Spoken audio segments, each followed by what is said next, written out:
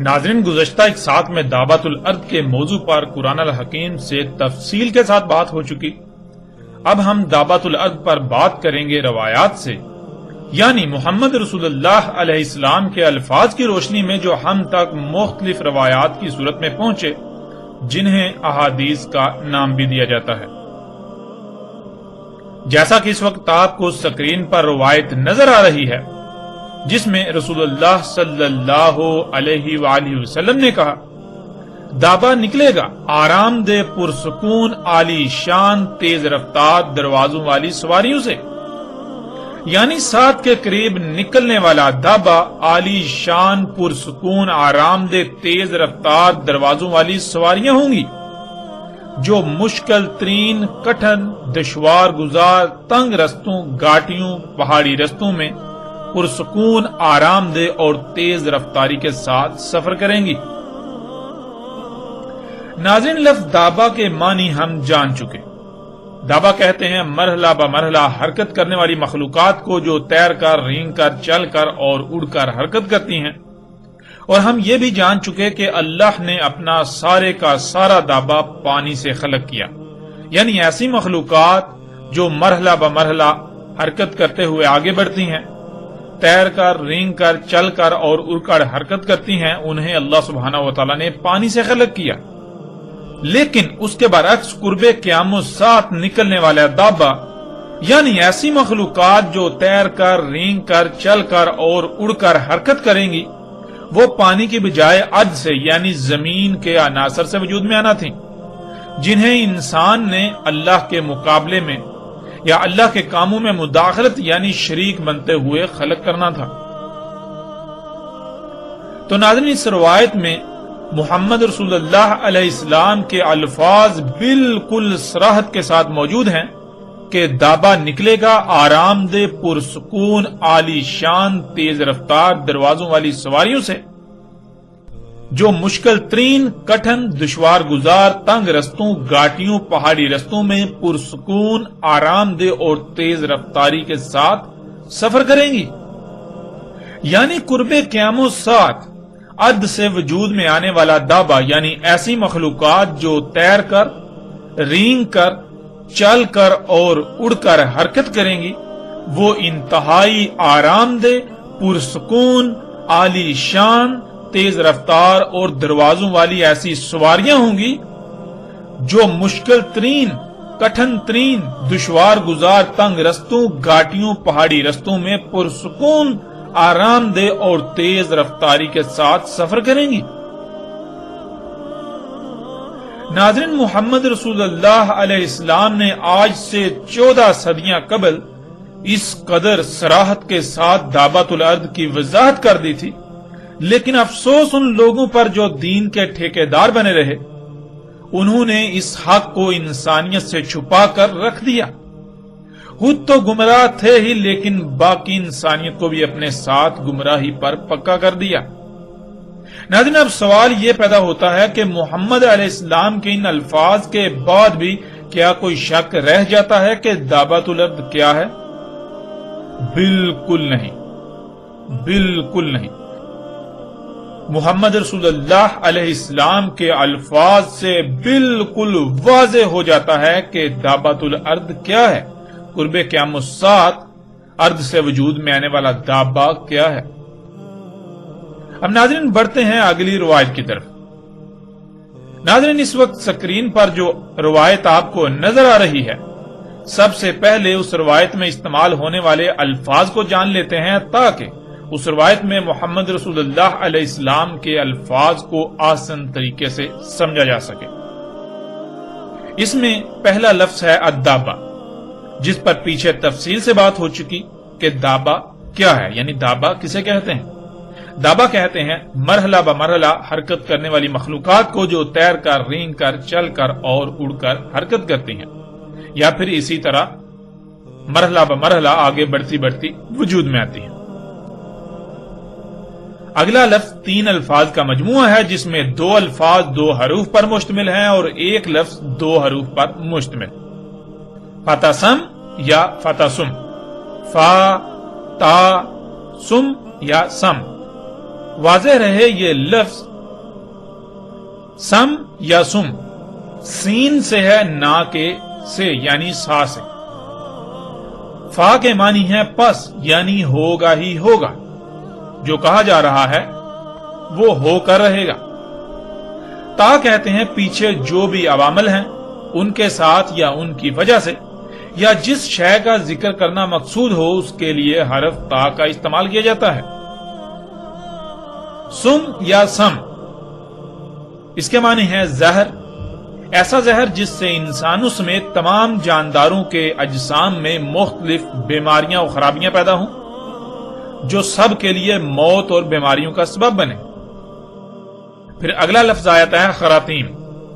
جس کے معنی ہے کاربن کے اخراج والا سوراخ،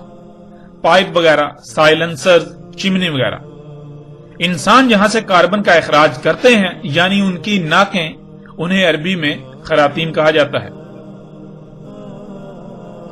اگلا لفظ ہے یغمرون، جو کہ غمر سے ہے، جس کے معنی بھر جانے، ہر طرف ایک شے کے پھیل جانے، مکمل ہو جانے وغیرہ کے ہیں. اگلا لفظ ہے المختم یا ختم.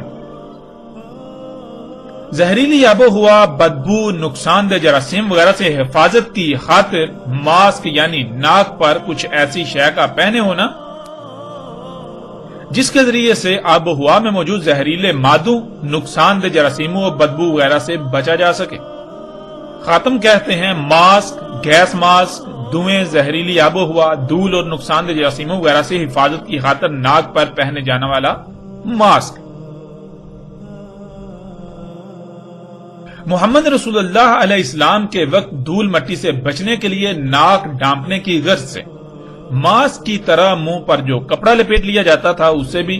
ختم کہا جاتا تھا، یا گائے، اونٹ، بکری وغیرہ کے منہ پر جو ماسک اس غرض سے چڑھا دیا جاتا تھا کہ وہ جانور کا دودھ نہ پی پائیں، اور جانوروں کو مٹی یا گند کھانے سے بچانے یا فصلوں سے حفاظت کی خاطر انہیں کھلا چھوڑتے وقت ان کے منہ پر جو ماسک پہنا دیا جاتا تھا اسے ختم کہا جاتا تھا، جیسا کہ آپ سکرین پر تصاویر میں دیکھ سکتے ہیں. اب ناظرین آتے ہیں روایت کی طرف. محمد رسول اللہ علیہ السلام نے کہا جن عوامل سے دابا نکلے گا، پس ان عوامل اور دابا اپنے کاربن کے اخراج والے سوراخوں سے انسانوں پر ان کی کاربن کی اخراج کی جگہ یعنی ناکیں زہر آلود کر دے گا، فضا کو زہر آلود کر دے گا، جس میں سانس لینے سے انسانوں سمیت مختلف مخلوقات کو طرح طرح کی بیماریوں کا سامنا کرنا پڑے گا، انہیں اموات کا سامنا کرنا پڑے گا. پھر وہ بھر جائیں گے تم میں، یعنی ہر طرف دابا پھیل جائے گا اور اس کا زہر بھی ہر طرف پھیل جائے گا، اور انسان بھی سب ایسے ہی ہوں گے جو اس زہر آلود آب و ہوا میں سانس لے رہے ہوں گے. ہر طرف ایسا ہی ماحول بن جائے گا، یہاں تک کہ کوئی شخص دابا خریدے گا، اسے کہا جائے گا یعنی اسے پوچھا جائے گا کہ کس سے خریدا، وہ کہے گا اس سے جس نے ناک پر ماسک پہنا ہوا ہے. ناظرین، دابۃ الارض کو سمجھنے کے لیے یہ روایت بہت ہی لاجواب ہے. اس میں محمد رسول اللہ علیہ السلام نے موجودہ وقت، موجودہ معاشرے کو چند الفاظ میں ایسے بیان کر دیا جیسے کہ کسی شے پر بہت تفصیل سے بات کر کے اسے سمجھایا جاتا ہے. محمد رسول اللہ علیہ السلام کے یہ الفاظ صرف اور صرف انہی لوگوں کو فائدہ دے سکتے ہیں جو حقیقت میں مومن ہیں، جو فتنہ دجال کو جان کر اس سے بچنا چاہتے ہیں. اور محمد رسول اللہ علیہ السلام کے یہ الفاظ بھی در حقیقت ایسے ہی اللہ کے غلاموں کے لیے ہیں جن پر دجال کی حقیقت اور وقت کے تقاضوں کو سمجھنے میں مشکل ہو تو ان پر ان چند الفاظ کے ذریعے ساری حقیقت منکشف ہو جائے، ساری حقیقت واضح ہو جائے. ناظرین، آج آپ اپنی آنکھوں سے دیکھ رہے ہیں جس دور میں آپ رہ رہے ہیں اس کے بڑے بڑے شہر بالکل وہی نقشہ پیش کر رہے ہیں جو محمد رسول اللہ علیہ السلام نے اپنے الفاظ میں بیان کر دیا. جہاں سے دابا کا اخراج ہو رہا ہے، یعنی جن عوامل سے دابا خلق کیا جا رہا ہے، ان جگہوں کی خراطیم یعنی ان کے کاربن کے اخراج والے سوراخوں سے، جنہیں اردو میں چمنیاں کہا جاتا ہے، ان چمنیوں سے جو مادے طرح طرح کی زہر آلود گیسوں کی صورت میں خارج ہو رہے ہیں، انہوں نے آب و ہوا کو زہر آلود کر دیا۔ اسی طرح انسان کے دابا کی خراطیم یعنی کاربن کے اخراج والے پائپوں، سوراخوں، چمنیوں سے بھی وہی زہر نکل کر آکسیجن کو زہر آلود کر رہا ہے، جو نہ صرف انسانوں بلکہ زمین پر پوری حیات کے لیے بیماریوں اور اموات کا سبب بن رہا ہے، جیسا کہ یہ سب مناظر آپ اپنی آنکھوں سے سکرین پر دیکھ رہے ہیں۔ ناظرین، انسان کا خلق کردہ دابا یعنی انسان کی اللہ کے مقابلے پر خلق کردہ اپنی سواری کی حاجت کو پوری کرنے کے لیے تیر کر، رینگ کر، چل کر اور اڑ کر حرکت کرنے والی مخلوقات، جنہیں عربی میں دابۃ الارض کہا جاتا ہے، یہ دابا اور جہاں یہ دابا تیار ہوتا ہے، جن کارخانوں میں اس کو خلق کیا جاتا ہے، ان کارخانوں کی خراطیم یعنی چمنیوں سے گیسوں کے خارج کرنے والی جگہوں سے نکلنے والے زہریلے ذرات سے بھرپور دھوئیں نے، ان طرح طرح کی زہریلی گیسوں نے آج پوری دنیا کی فضا کو نہ صرف اس زہریلے دھوئیں یعنی ان زہریلی گیسوں سے بھر دیا، بلکہ انسانوں کی ناکیں ان پر زہر آلود کر دیں۔ آپ تصاویر میں مختلف شہروں کو ان دھوؤں سے یعنی ان گیسوں سے بھرا ہوا دیکھ سکتے ہیں، اور دابا کے خارج کردہ اس زہریلے دھوؤں یعنی طرح طرح کی زہریلی گیسوں سے دنیا میں ہر سال لاکھوں کی تعداد میں اموات ہو رہی ہیں، اور تقریباً ہر انسان کسی نہ کسی بیماری کا شکار ہے، اور اس کے علاوہ زمین پر تمام کی تمام حیات کے لیے زہر قاتل بن چکا ہے۔ ناظرین، اب سوال یہ پیدا ہوتا ہے کہ محمد رسول اللہ علیہ السلام نے دابۃ الارض کے بارے میں جو کہا، کیا اس کے بعد بھی دابۃ الارض کی پہچان میں کوئی شک رہ جاتا ہے؟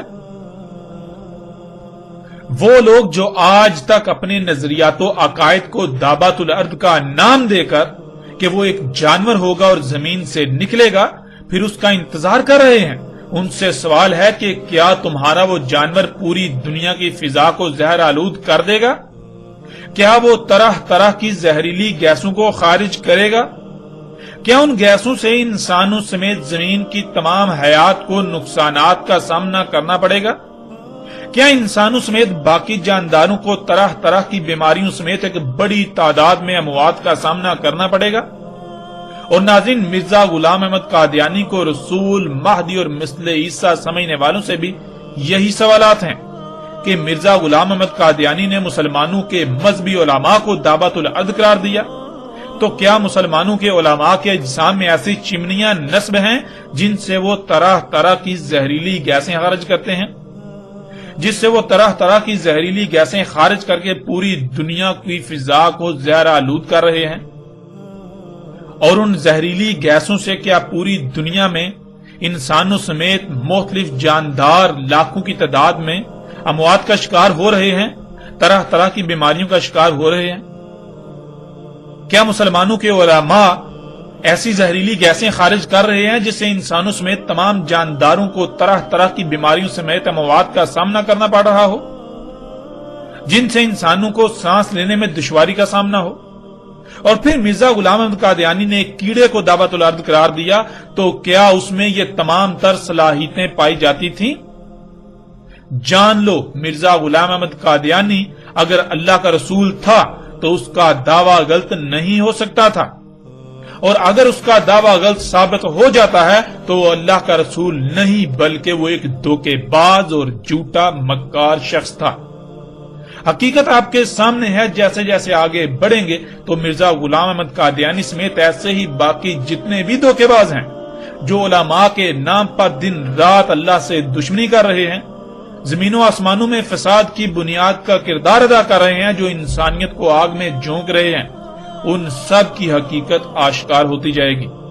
جو لوگ یہ کہتے ہیں کہ یہ جدید سواری کے ذرائع جو کہ انسان کے اپنے ہی ہاتھوں سے خلق کردہ ہیں، جو زمین و آسمانوں میں فساد عظیم کا سبب ہیں، جن کی وجہ سے اسات آئے گی، کہ ایسا کچھ نہیں،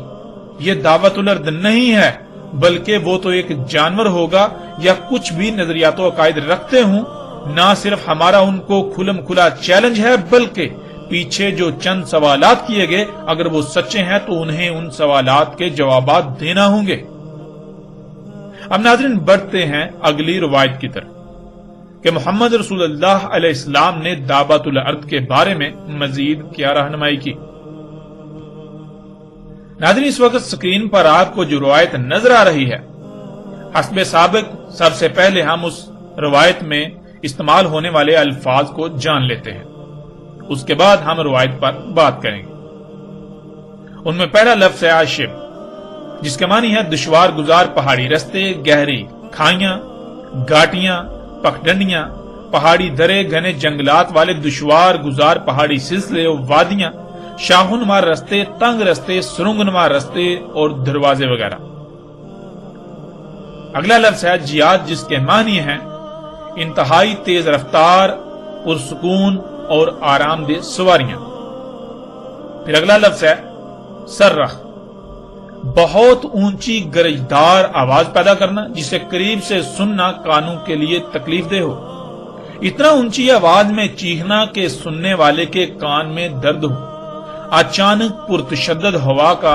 سخت طوفان ایک مقام سے پیدا ہونا، انتہائی اونچی دہشت ناک آواز نکالنا، انتہائی اونچی دہشت ناک آواز مسلسل نکالتے رہنا۔ اگلا لفظ ہے خافق،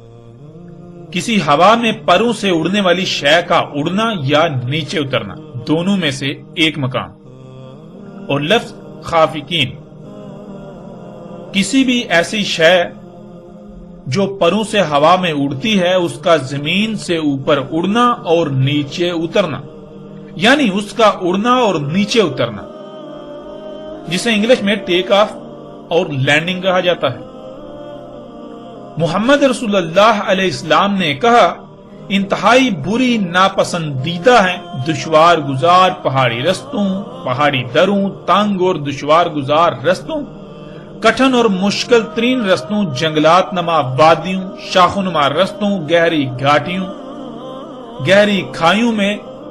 یا ان پر چلنے والی دروازوں والی آرام دہ پرسکون انتہائی تیز رفتار سواریاں۔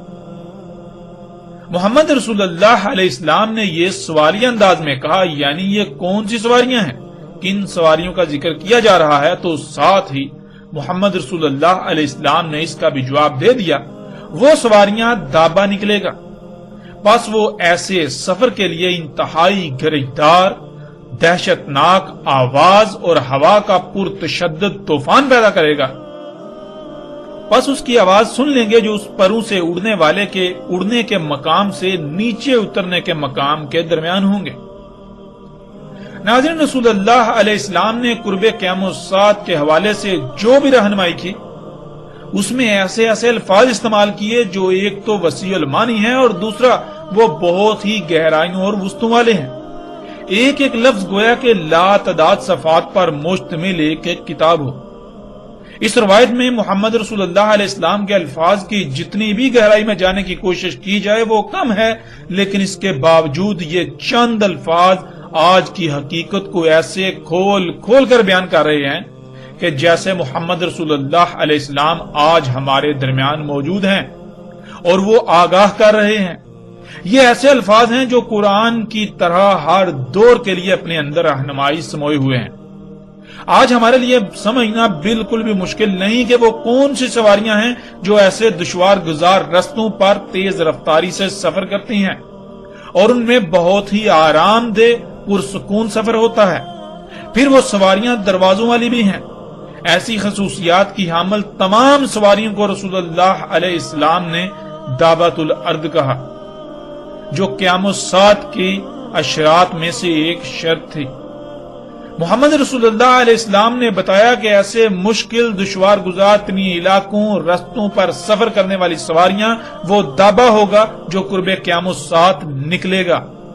پھر جیسے اللہ سبحانہ وتعالی نے قرآن میں بالکل کھول کر واضح کر دیا کہ دابا کیا ہے، جس میں ٹانگوں پر چلنے والے، پیٹ کے بل رینگنے والے اور اسی طرح فضا میں اڑنے والے سب کے سب جاندار اللہ کے دابا ہیں، جن میں انسان کا بھی شمار ہوتا ہے۔ وہ سب تو اللہ کا دابا ہے جسے اللہ سبحانہ وتعالی نے قرآن میں کہا کہ ہم نے اسے پانی سے خلق کیا،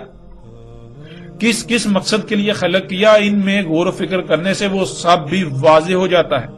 جیسے کہ ان میں گدھے، گھوڑے، اونٹ وغیرہ سواری کے ذرائع تھے، لیکن آج وہ سب تو ناپید ہونے کے قریب چلا گیا. تو پھر آج جو کچھ ان کے متبادل کے طور پر ہے، جو کچھ بھی ان کے متبادل کے طور پر موجود ہے، وہ سب کیا ہے؟ 2-2 3-3 4-4 یا اس سے بھی زائد رجل یعنی ٹائروں پر چلنے والی گاڑیوں کی صورت میں، زمین پر رینگنے والی ٹرینوں ٹراموں کی صورت میں، ہوا میں اڑنے والے جہازوں ہیلی کاپٹروں وغیرہ کی صورت میں، اسی طرح سمندروں میں تیرنے والے جدید ترین بحری جہازوں کی صورت میں. یہ سب کیا ہے؟ سوال یہ پیدا ہوتا ہے کہ آخر یہ سب کیا ہے؟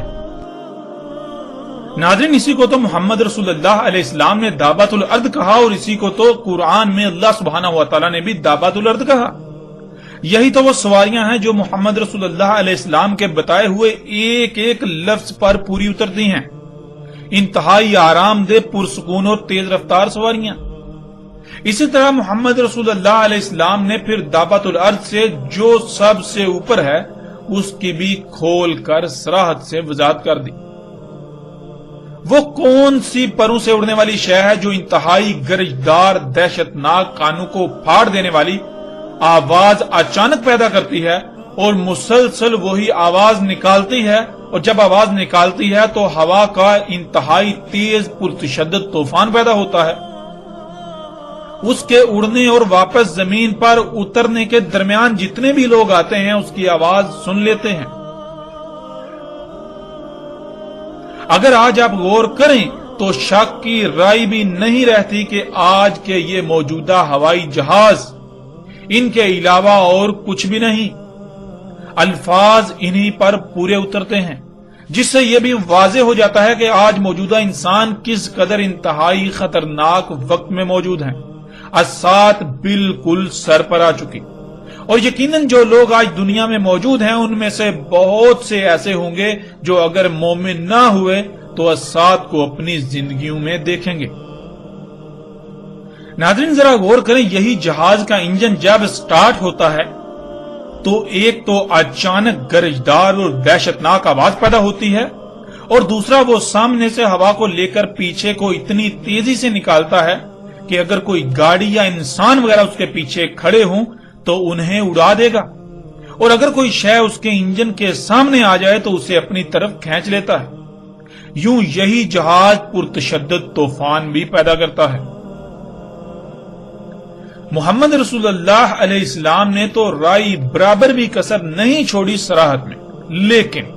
حیران کن بات یہ ہے کہ ایک ایسے وقت میں جب کوئی بھی انسان ان اشیاء کے بارے میں تصور بھی نہیں کر سکتا تھا، اس وقت ان اشیاء کے بارے میں ایسے الفاظ کا استعمال انتہائی غیر معمولی ہے. یہ کسی بھی سطح پر غیر معمولی اہمیت و حیثیت سے کم نہیں ہے. حقیقت تو یہ ہے کہ یہ الفاظ صرف اور صرف وہی شخص استعمال کر سکتا ہے جس نے یہ سب اپنی آنکھوں سے دیکھا ہو یا اسے دکھا دیا گیا ہو. اب ناظرین فیصلہ آپ کے اپنے ہاتھ میں ہے. محمد رسول اللہ علیہ السلام کے الفاظ کو دیکھیے کہ جسے دابا کہا کہ وہ پروں سے اڑے گا، وہ ایک مقام سے جب اڑے گا تو واپس دوسرے مقام پر جب نیچے اترے گا تو اس دوران وہ انتہائی گرجدار آواز پیدا کرے گا، اور اس کے اڑنے سے لے کر نیچے اترنے کے درمیان جتنے بھی لوگ آئیں گے سب اس کی آواز کو سن لیں گے، اور جب وہ آواز پیدا کرے گا تو وہ انتہائی پرتشدد تیز ہوا کا طوفان پیدا کرے گا. ناظرین ذرا غور کریں، یہ تمام کی تمام خصوصیات کس میں پائی جاتی ہیں؟ ذرا غور تو کریں. کیا اس سے بھی واضح الفاظ کچھ اور ہو سکتے ہیں؟